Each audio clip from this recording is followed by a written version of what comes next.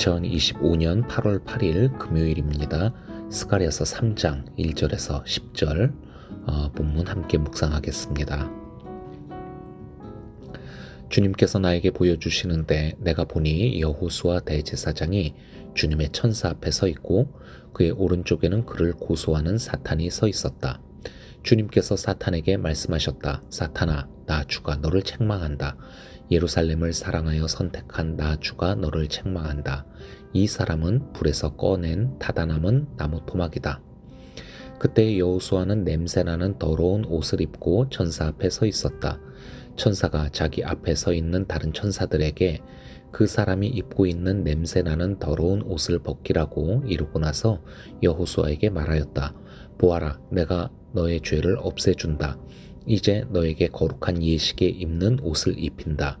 그때 내가 그의 머리에 깨끗한 관을 씌워달라고 말하니 천사들이 그의 머리에 깨끗한 관을 씌우며 거룩한 예식에 입는 옷을 입혔다.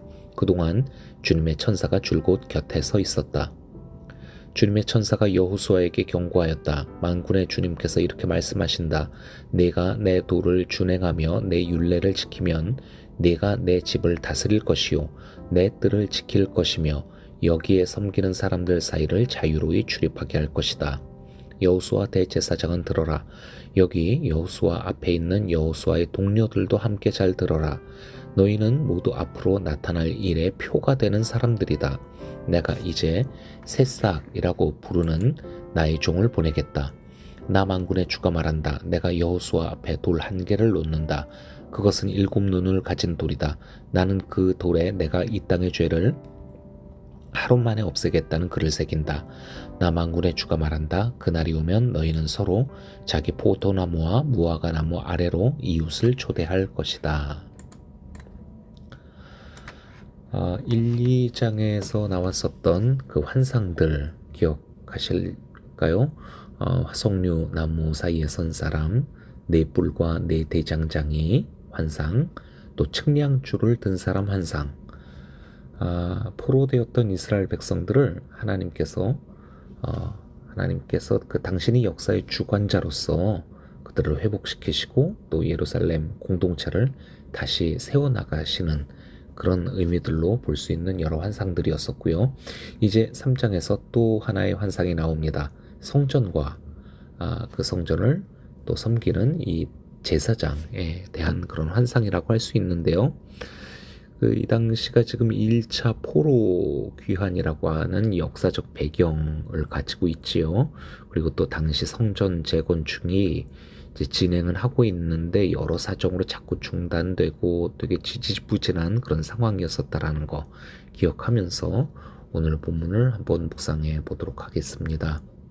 본문의 첫 절인 3장 1절이 이렇게 시작됩니다. 주님께서 나에게 보여주시는데 내가 보니 여호수아 대제사장이 주님의 천사 앞에 서 있고 그의 오른쪽에는 그를 고소하는 사탄이 서 있었다.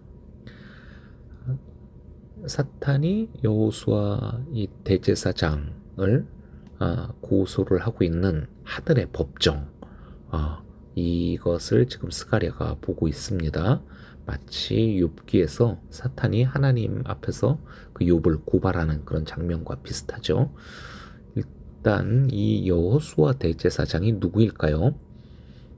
스가랴가 활동하던 당시 총독이 스룹바벨이었고 또 그 당시 대제사장 이름이 여호수아였거든요. 그렇다면 지금 사탄에게 고소당하고 있는 사람이 그 역사적 실존 인물 당시 여호수아 대제사장일까요? 지금 스가랴가 하늘 법정의 환상을 보고 있는 거잖아요. 그렇다고 한다면은 그 당시 실존했었던 그 여호수아 대제사장이 하늘 법정으로 끌려 올라가져서 거기서 고발되어지고 재판이 벌어지고 있다. 그렇게 보기는 좀 무리가 있지 않을까 싶기도 하고요. 여기서는 실제 한 사람 당시 대제사장 여호수아로 이 인물을 제한하지 말고 제사장적 사명으로 부름받은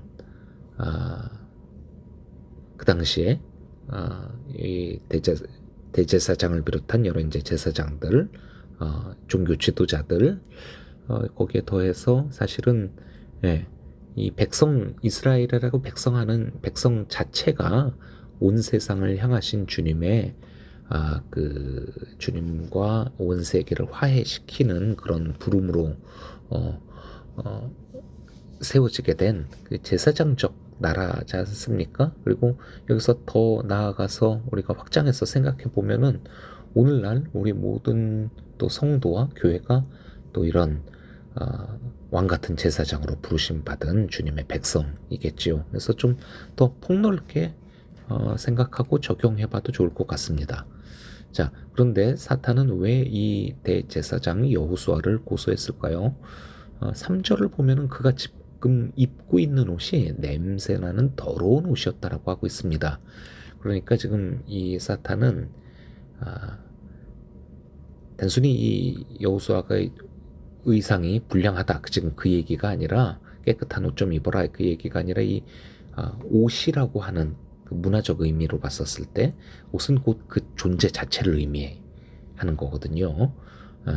그러니까 이 여호수아 제사장의 그 제사장에 걸맞는 자격을 갖추고 있는가? 그가 정결함과 거룩함을 갖춘 자인가? 그렇지 않다.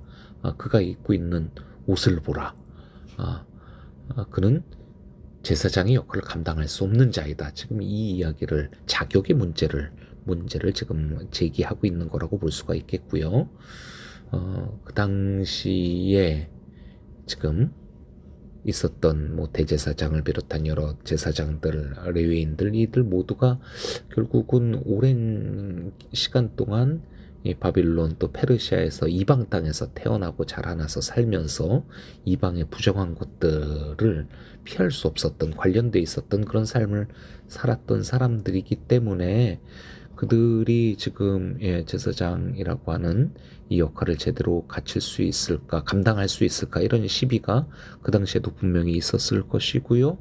그리고 또 더 나아가서 이 이스라엘 백성이 과연 자 이제 이렇게 예루살렘으로 이스라엘 땅으로 돌아오기는 했지만은 이런 모습, 이런 과거를 가지고 하나님의 거룩한 백성 나라가 될 수 있을까 이런 시비와 또 고민들 일어날 수 있었던 그런 상황이라고 볼 수 있겠습니다. 그런데 여기에 대해서 3장 2절에서 여호와께서 사탄을 책망하시죠. 주님께서 사탄에게 말씀하셨다. 사탄아, 나 주가 너를 책망한다. 예루살렘을 사랑하여 선택한 나 주가 너를 책망한다. 이 사람은 불에서 꺼낸 타다 남은 나무 토막이다. 자, 사탄은 사실을 가지고 공격을 하고 있습니다. 예. 그러니까 제가 막 말씀드렸었던 여러 가지 것들, 그런 것들은 다 이제 사실에 해당하는 내용들이잖아요. 자, 그 사실들을 가지고 여호수아의 대제사장으로서의 자격을 문제시하면서 그를 파면시키려고 하시는데 하나님께서는 내가 그를 선택했다. 그리고 내가 그에게 은혜를 베풀었다라고 하는 이 하나님의 진실을 가지고 이 사탄의 사실에 기반한 고소를 물리치고 계시고 있습니다. 하나님께서 말씀하시는 여호수아는 대제사장은 그리고 이스라엘 백성은 불에서 꺼낸 그슬린 나무와 같다. 나무 토막이다. 그런 존재다라고 지금 말씀하시죠. 그들은 그들의 죄로 심판을 받았고 고난을 당하여 불탔습니다. 그런데 하나님께서 그 불에서 꺼내셨고 그래서 다 타지 않고 타다 남았어요. 시커멓기는 하지만은 그래도 하여간 주님께서 꺼내신 그런 나무인 것입니다. 이제 주님은 천사들에게 여호수아의 그 냄새나고 더러운 옷을 벗기라. 그리고 거룩한 옷을 입혀라. 깨끗한 관을 씌워라. 이렇게 명령하십니다. 아까도 말씀드렸었던 것처럼 입고 있던 옷을 벗고 새로운 옷을 입는다라고 하는 거. 당시 고대 문화에서는 이것은 단순히 새 옷을 입고 뭐 멋있어진다 이 정도의 의미가 아니라 그의 존재의 변화라고 하는 아주 큰 의미가 있는 그런 일들이라고 할 수 있겠거든요. 자, 여기서 중요한 것은 지금 여호수아가 어떤 무언가를 잘 해서 공로가 있어서 이렇게 새 옷과 관을 쓰고 입는 게 아니라는 것입니다. 이 모든 것들은 전적으로 하나님께서 은혜로 그렇게 옷을 입히시고 관을 씌워주신 것입니다.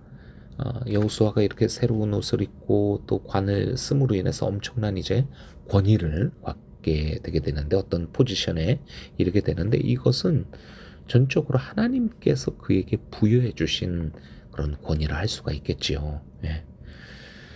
그런데 7절을 보게 되면은 이렇게 새롭게 된 새로운 삶을 살게 된, 새로운 일을 맡게 된 여호수아 제사장, 그리고 또 그의 동료들이 있습니다. 그에게 요구하시는 것이 있습니다. 만군의 주님께서 이렇게 말씀하신다. 내가 내 도를 준행하며 내 율례를 지키면 내가 내 집을 다스릴 것이요 내 뜰을 지킬 것이며 여기에서 섬기는 사람들 사이를 자유로이 출입하게 할 것이다. 자, 하나님께서 내 도를 준행하라. 그리고 내 율례를 지켜라. 그렇게 될 때 내가 이 거룩한 일을 감당을 하게 되며 내 앞에서 자유로이 출입하며 나와 친밀한 교제를 나누게 될 것이다. 이런 복을 누리게 될 것이다. 이렇게 말씀을 하시는데, 자, 지금 하나님께서 이 여호수아와 또 그 동료들, 제사장이라고 직을 감당하는 이들, 더 나아가서는 이 제사장적 사명을 갖고 살아야 할 이 백성들에게 주시는 말씀인데, 여기에서 그냥 너네가 똑바로 열심히 잘 하면은 그때 뭐 이렇게 되는 거야, 뭐 좋은 일이 생길 거야, 또 그렇게 하지 않으면 뭐 나쁜 일이 일어날 거야. 자, 지금 율법적인 어떤 무언가를 의무를 말씀하고 계시는 것처럼 우리가 읽을 수 있겠지만은, 그러나 여러분 지금 자세히 정확하게 보셔야 되는 것이, 지금 하나님께서 그의 자격의 문제, 사실의 문제를 가지고 공격을 하는, 참소를 하는 이 사탄의 그런 고발을 물리치시지 않으셨습니까? 그리고 그는 내가 선택한 이다라고 주님께서 말씀을 하시면서 그가 입고 있었던 냄새나고 더러운 옷을 벗기시고 새 깨끗한 옷을 입히시고, 그리고 관을 씌워주신 분이 이 주님이라는 말이에요. 그러니까 자, 먼저 은혜를 베푸신 것입니다. 예, 먼저 은혜를 베푸셨고, 그리고 지금 7절에서 말씀하시는 거는 이제 먼저 은혜를 베푸신 후에 그리고 그 은혜에 걸맞는 삶을 요구하라고, 그 은혜를 누리는 영광스러운 삶을, 그 누리는 삶을 살라고 지금 이렇게 이야기를 하고 계시는 것이지요. 굉장히 지금 이 스가랴서는 그러니까 신약적인 복음의 원리를 많이 말하고 있는 그런 구약의 책이라고 할 수가 있겠습니다. 예. 그리고 8절에서 이제 그들에게 새 정체성을 부여하시는데, 너희는 모두 앞으로 나타날 일의 표가 되는 사람들이다. 어떤 나타날 일이 될까요? 이들이 지금 경험했었던 일들이 이게 모두 앞으로 더욱더 많이 그리고 완전하게 온전하게 성취될 하나님의 일이시라는 거예요. 그러니까 주님께서 은혜를 베푸시고 또 그 은혜에 걸맞는 그런 삶을 살아가는 하나님의 백성들로 인하여서 이 하나님의 은혜와 하나님의 나라의 그 원리들이 이 세상 가운데 증거되어지게 되는 그런 시대가 올 것이라는 그런 말씀이시죠. 그리고 그때는 이 마지막 절에 보게 되면은 너희는 서로 자기 포도나무와 무화과나무 아래로 이웃을 초대할 것이다. 네. 서로 이 잔치가 벌어지게 되는 건데, 이 하나님 나라를 이 하나님 나라의 백성됨을, 사명자로서의 그 삶을 만끽하는, 누리는 그런 잔치와 같은 삶을 이제 살게 될 텐데, 서로 안에서도 초대들 하며 그렇게 기쁨을 누리는 것으로 끝나지 않고 이웃을 초대하게 될 것이다. 예. 이 이웃은 그들 같은 동족뿐만이 아니라 예, 온 세계 열방을 향한 그런 초대가 될 것입니다. 자, 스가랴 3장 저희가 오늘 이렇게 같이 읽고 또 그 의미들을 이제 생각해 봤는데, 묵상해 봤는데, 어느 부분이 가장 좀 여러분 기억에 많이 남으실까요? 우리 마음에 좀 새겨야 될 부분이 무엇이 있을까요? 하나님께서 우리의 과거와 우리의 부족함과 연약함, 이 사실에 대한 부분들이 우리로 주님의 관계에서 멀어지고 또 주님께서 맡기신 사명에 걸맞지 않다라는 이유로 그렇게 우리가 고발을 당하게 될 때, 우리의 심령이 참소를 당할 때 주님은 너는 내가 선택한 나의 자녀, 나의 존귀한 나의 백성이다 라고 하는, 내가 은혜를 베푼 자다 라고 하는 당신의 우리를 향하신 그 진실을 가지고 우리를 보호하시고 우리를 변호하시며 또 우리를 세우신다라는 것입니다. 주님은 우리에게 무조건적인 율법의 의무를 지우시는 분이 아니시라 먼저 우리에게 은혜 베푸시는 분이시며, 그리고 우리에게 요구하시는 것은 그 은혜에 걸맞는 삶을 삶으로써 그 은혜의 삶을 우리로 누리게 하시고, 그리고 또 이웃을 향하여 열방을 향하여 그 기쁨을 확장해 나가시는 그런 분이시라는 것을 오늘 우리가 여기서 볼 수 있겠습니다. 그리고 이러한 모습들은 더 온전한 형태로 이제 스가랴 이후에 신약의 시대가 오면서 예수 그리스도를 통하여서 더 분명하게 우리가 이제 보게 될 것이고, 그리고 그 주님 예수 그리스도의 그 행하신 은혜로 말미암아 우리가 오늘 이렇게 살아가고 있는 것이겠지요. 함께 기도하겠습니다. 하나님, 불에서 타 제로 그렇게 끝날 것과 같은 그것이 마땅한 우리와 우리의 존재였지만은 주님께서 우리를 끄집어내시고 온통 끓은 더러운 그런 나무 토막과 같은 우리에게 주님께서 새 옷을 입히시고 깨끗한 관을 씌우시며 거룩한 주님의 이 예식에 맞는 그런 존재로 우리를 만들어 주심에 감사합니다. 하나님, 사실이 우리를 지배하지 않게 하여 주시옵고 하나님의 진실이 우리의 삶을 인도하여 주시옵소서. 하나님, 또한 간절히 간구하옵기는 주님께서 이렇게 은혜를 베풀어 주셨사오니 주여 그 은혜에 걸맞는 삶을 살게 하여 주시옵소서. 주님의 말씀 그 도를 준행하며 우리를 향하신 주님의 뜻을 따라 살아가는 저희가 되게 하시고, 그리고 우리가 누리게 되는 이 하나님의 은혜가 또 우리의 이웃과 또 더 많은 사람들에게로 확장되어져서 나누어질 수 있도록 주여 우리를 그런 주님의 복의 통로로 삼아 주시옵소서. 예수 그리스도의 이름으로 기도합니다. 아멘.